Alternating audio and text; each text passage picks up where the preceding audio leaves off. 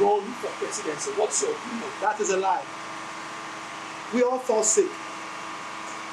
I've died before. I mean died, medically dead.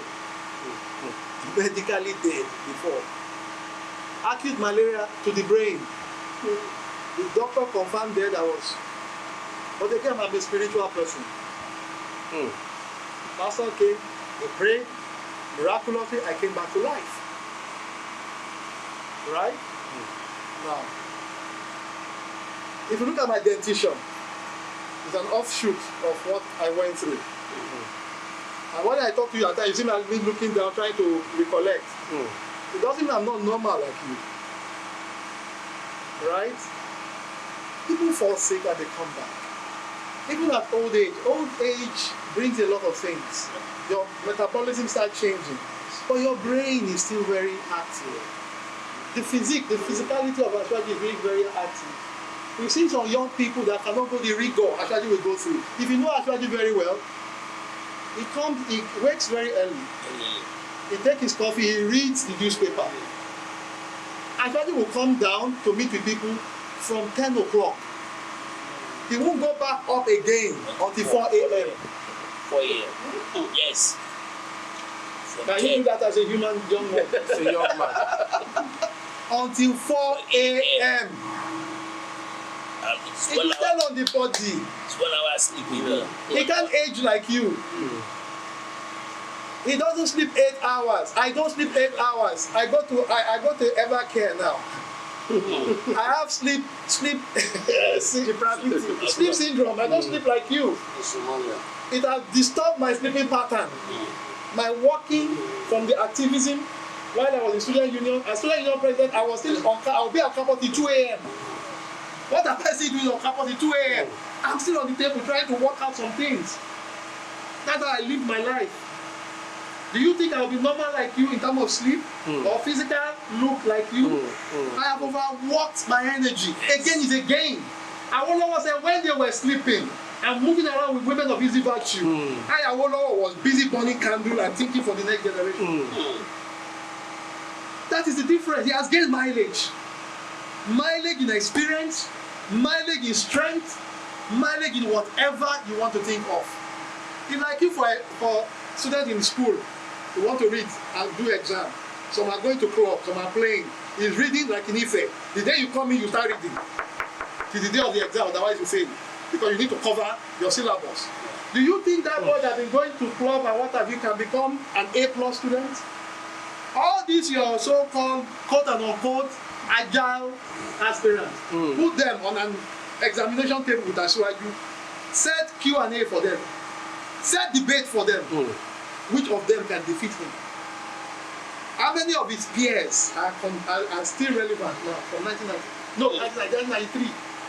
You forgot that he ran for Senate? Yes. You forgot that for Abiola to go, he came back.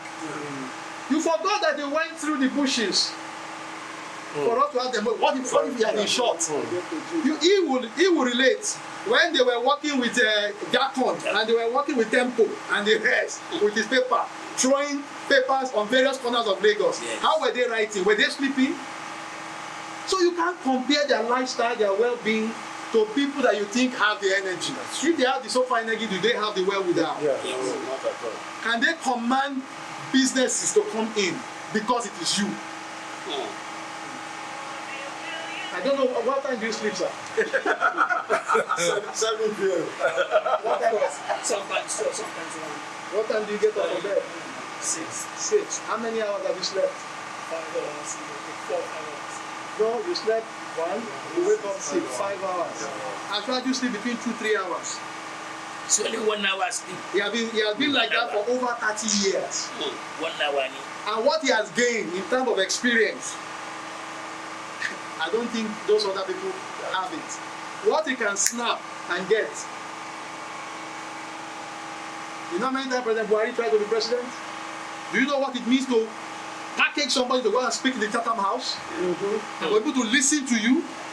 Do you know what it means to change the narrative of people that thought you are a demagogue, you are a religious bygone? To now see you as somebody that has civility for human rights. You know the hard work it takes? You know what it means to put your trust and your whatever you have on the table that I guarantee you this man will not walk out of course. When MKO was the only person that demonstrated that, when he was seen to be winning, commodities started going down. Yes. Because they believe that when MKO come in, It is the better. similarly for Asiwaju, when he paired with Buhari, people were working from Lagos to Sokoto, from Sokoto to Port Harcourt. Businesses came in billions of dollars. If the two of them had worked perfectly well, today we are using generator. You forgot that Asiwaju brought Enron project here in 2000 for IPP. Yes. Independent power supply. It was Obasanjo that stopped it. If Enron or Enron alike had been allowed to enter Lagos only for Lagos. energy production, now Lagos will be selling energy to other states. You know the microeconomy that will grow. In fact, we will not even have anywhere to work in Lagos because here will be so saturated. That is the man Asiwaju. I'm not lying to you. I'm giving you facts that you can go and check. Would you say he's been misunderstood or what's going on? It is part of politics. Some people believe that politics is about calumny. So that's it. Even ancient Antioch and Rome, where politics was propounded, some people believe that bashing, mudslinging, maligning is part of politics. It is for you not to be sucked into it and to continue to look at your aim. Let them say, you continue with your journey. You will get to the end point. Yes. Like I told you, if you want to be a good president or good administrator, it's about boardroom administration. The office of the president, that's why it is executive. It is about boardroom administration. Oh, I know that Mr. Sheye is a good journalist, an investigative journalist. We need to launder our image very well out there. Which of the countries do you think we should send him to as an ambassador? I'm not talking of Minister of Information. You know why? He won't be good as a Minister of Information. Why? Just Nigeria. I'm looking globally. Let him go to the United States, be our ambassador. The ambassador there from the United States now can network all over. We want to increase our potential. One thing the embassies don't do, I start to be challenged, is having commercial network events whereby you bring in business owners of different countries, show them the potential we have here, and avail them to come in and do all of that. I look at this young man and say, oh, he looks very creative. What can we do? Let's send him to China as an ambassador. I'm not looking at your Minister Tino as an ambassador. Let him go out there to bring in the best of technology and the best of partnership, not the best of borrow funds. Because when you bring in policies and say, okay, anybody that wants to construct or build an industry in Nigeria, tax holiday 25 years. Import duty free. You want to set up industry, manufacturing industry. Each of those industry, mind you, will not employ anything less than 50,000 people. Which borrowed fund will you bring in that can employ 50,000 people and you sustain it? What am I collecting tax for? Is it not for me to get money to do things?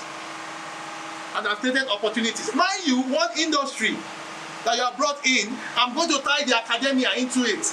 All the universities. In that industry, you will need doctors. You will need engineers. You will need farmers, agric, engineering. You will need lawyers. You will need the economists. You will need every stratum of human development from the academia. You tie them there to be doing their IT and training.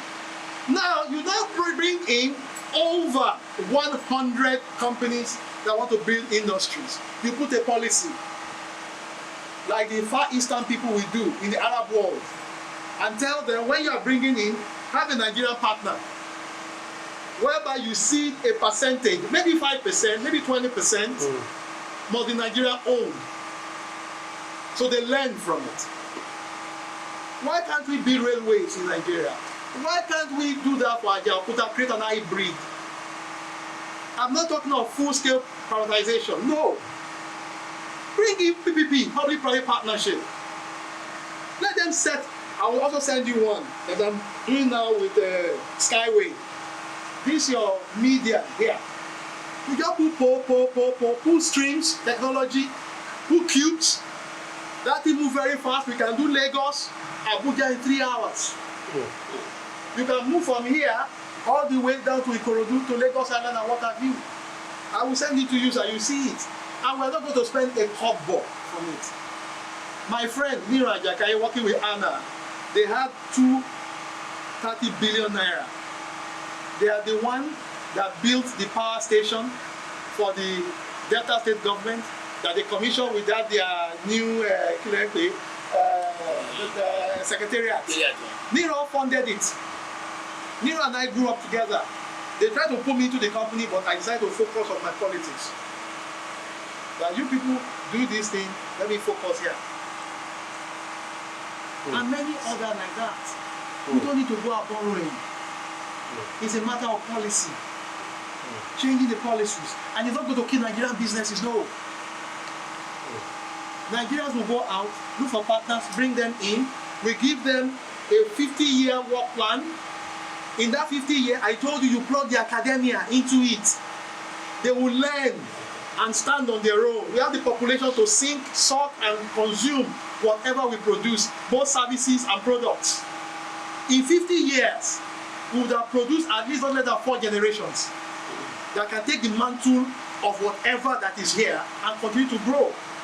Then you'll be building human capital that will also go out and conquer, like the Chinese are doing right now. Because you need education, you need technology, you need it at no cost. Part of what the government will tell these companies is that people that the academic that we are plugging to you will be at no cost. And they too, in those days, in the 70s, they were investing brains from the university. The problem the graduates were having there was what to choose, where to work.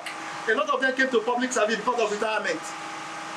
You see a lot of people going to oil sector, going to this, going to that. In the 70s, they were not bothered about where to work. So people stopped at secondary school because they were working in factories. They were making money. They could buy vehicles. They could pay for accommodation. The only way to do that now is policy. So whatever you have as tax now will pay your debts. The debt you have now, for 200 years you can't finish paying. So bringing policies to bring in investment, tie the local people to it. It's not that you are not going to give leverage to the Nigerian people. They will have Nigerian partners. Those who have not learned well will come in to learn well and establish. You learn well and you establish. How do you compete when you don't have the knowledge? It is those who have the knowledge outside than Nigeria that are coming in now to invest. And they are coming to a climate that is not permissive. Because of the money they are spending on energy, the recurrent is high. Why can't we create an energy hub for the industries, which actually you have demonstrated in 2000 I can do? He did that 22 years ago. 22 years ago he did it. And some states are just doing it now. UPDC, in most of their estates, is IPP. I did one, I brought them the idea in Festac there. The ShopRite, I brought them the idea to establish there. The service apartment they have, I brought them the IPP idea. Because we have gas in abundance. Nigerians are very creative. But what we need is sharpen our creativity, which you can do when you build businesses. The business will be tied to universities and polytechnics and what have you. They will build the students, build the environment. As CSR, you are not paying tax, but you pay CSR. Adopt a campus. In every state, this industry, adopt a campus. And you are going to have better environment than what you ever have. And whatever government have, they also put in to collaborate with what they have there. And you block leakages. If you don't block leakages, they can't carry on. It's like putting water in a basket. You will never get it. How to block leakages in a new world of it for me to get what I want, what I have. They reward people. If your staff are doing well, reward them. Give them free health incentive. Give them free education to university level. when you take that out of the pockets of parents, the money they have be meaningful. Build mass housing. Mass housing. Prefab. Let me take you up a little bit. About that. But what we are saying is that this thing should not be. He said, you are right, Mr. Adewale, that they will do something about it. I was discharged and acquitted. Then, I should use panel. I will give you the picture. I still kept the picture. At that panel, Chair Governor told me that Ayo, this is the last panel. You can make or mar you. Make sure you are dressed well. They will have painted you black again and everything. So I went to wear normally shirts and jeans. We are not used to all of this thing. So I went to wear a kaftan. I put chain, put on a good shoe, put perfume. We got there with Barrister Ogunlana. We started our meeting for over 7 hours. The first thing I said, I thought I'm going to see a giant. They told me you are this, you are this, you are that. I looked at them and said, you don't know power. They lied against me. So after we were talking, I said we should go to the mosque together. That was a Friday, he needed to pray. I said, I'm not a Muslim.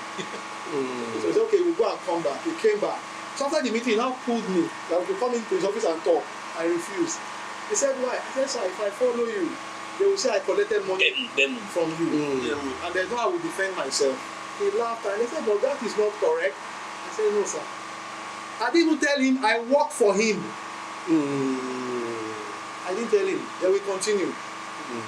Then it was always, there was a lot of protests in Lagos. I became PR of Nance. Either they would kill police brutality, they would kill students. There was one boy they killed John Lehi from Yabatek. I will be there. They will do one thing, I will be there, protest. But in all of our protests, we never destroyed anything. We didn't even go to the book and all that. So he got interest. Then one day he asked Uncle Tayo Inde, who was the chief detail there, he's now the chief of staff, I should go and bring me. So I came in the night, around 11. It was me and him, it was on Jalamia. The meeting didn't last for 3 minutes. He said, Ayo, I like you. I see a bright future in you. All I just beg of you, make sure you read. That's your first call. All this you are giving, let it calm down small. Then focus in life, and you see where you get to. And he left. Then we continue. Then he wanted to now make me his student, essay on student and youth.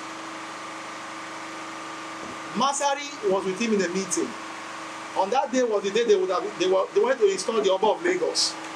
So I met him in his office, the Lagos House Marina. And I was going to go to camp. I came with my ego. And I said, Ayo, don't go. I'm going to sign your letter tomorrow, and they will announce you tomorrow. And I said, I have to go to service. If I don't go, I will lose the opportunity. So I left. By the time I was coming back, they had killed Bola Ige. So I didn't have that access. They have changed the security architecture. I didn't have that access again. And that is why I did not appoint any essay on students and youth throughout the administration. Then we met again during Pronaco. And all of that. So we'll be like that, like that, like that, like that. The perspective he had before of me was, I no go gree, a protester and all of that. I also sent you the video where he acknowledged that he would have made a mistake if he had insisted that I not be given an opportunity to contest for the local government election. But he thanked God that he didn't insist.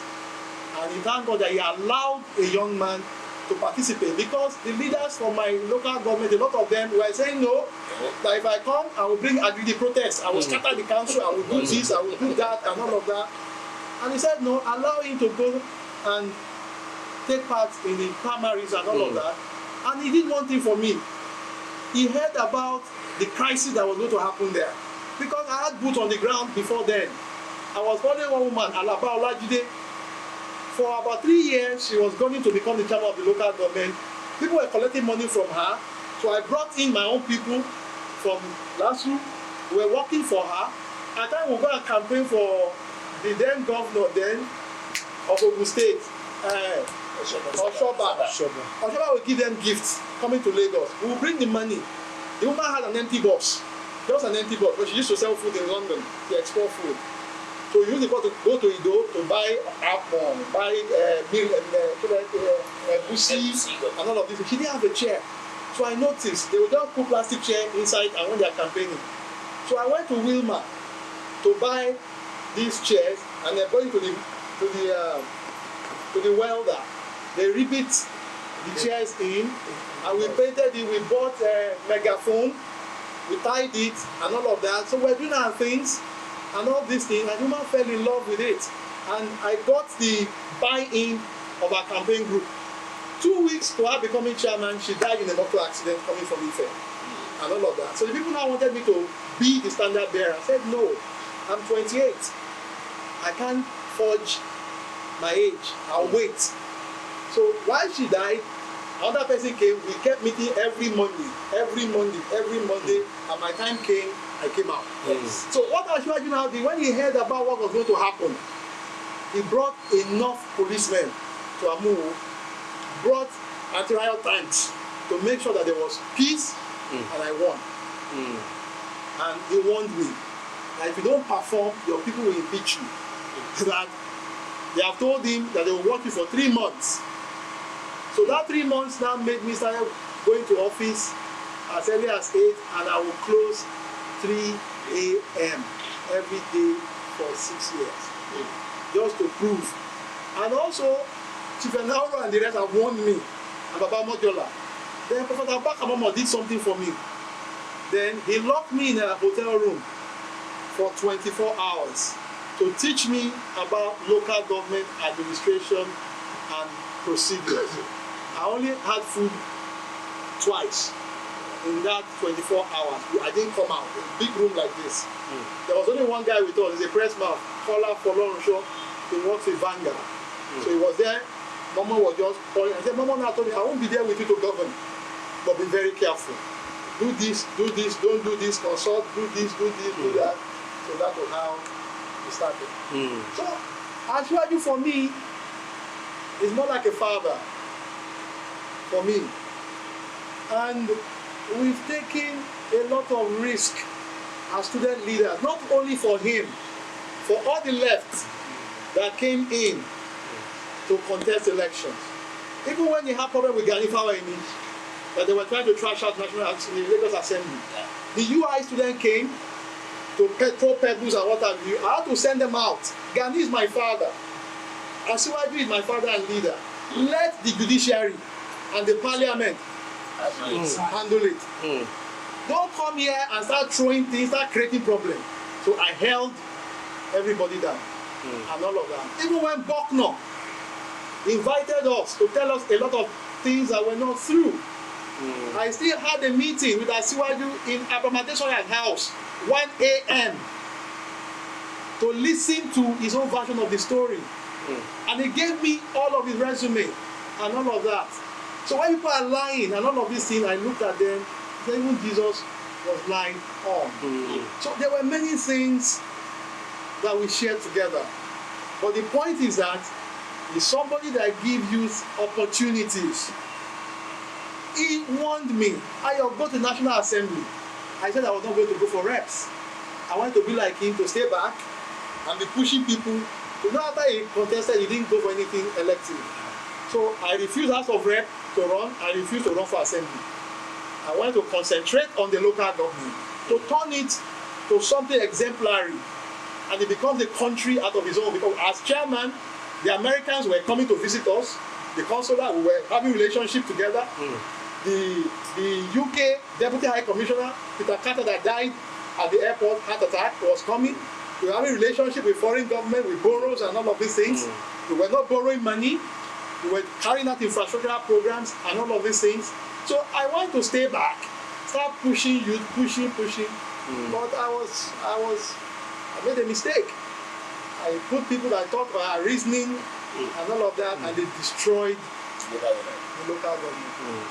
And that's what they warned me. Why don't you go? When you are up there, you can pull people. And why do you want me? I said, no, let me stay back. This would have been my third time in the National Assembly. So, Ashwaju, if you go close to him, he's not the bad person people paint him to be. He's not. He listens. He loves arguing. He loves contending on issues. He can lead the professionals. He will sit down with us as students. He will sit on the paving.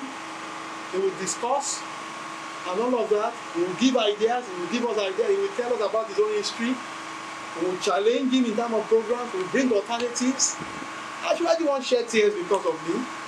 When I was having issues with the police and all of those things, and I went to him and I told him what had happened, and he looked at me, started crying, and took the tissue to mop his face because he didn't have the power to assist me to quell the problem. But those who had the power refused. So he shed tears and said, I should meet the Oba of Lagos. And the Oba stepped in. At least he did the best he could. He shed tears. So my prayer is that he wins the president. That's my prayer. You see, just like I was telling Baba here, when we were coming here, that Egbon, Mayor Akipelu, Mr. Adewale were the lamplight that we knew for soft cell. Yes. When you talk of soft cell in Nigeria, they were the lamplight. And that for God to keep running his business. He might not have gotten to where we feel everybody should have. But the fact that he's still creating jobs, he still keeps this brand, and all of these things, there's a lot that have gone into it. A lot of pain. And he refused to get whatever he has to put elsewhere, but he still put in the business. We were discussing it while we were coming here. So also is Asiwaju. Asiwaju had been very rich before he came into politics. Don't forget. He was an A-list student. A-list. He wasn't a pushover.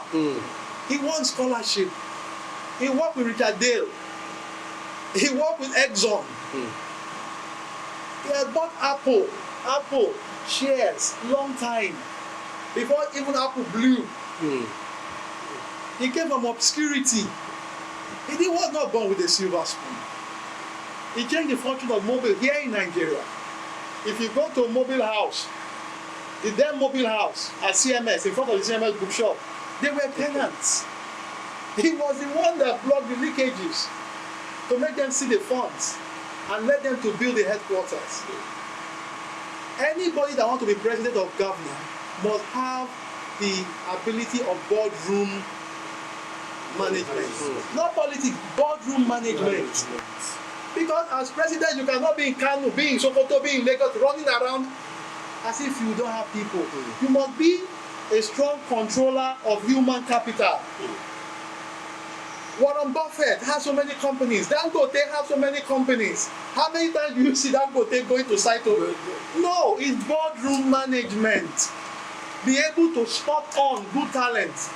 Dish out instruction. Do the follow-up. Action the actionable and use your goodwill.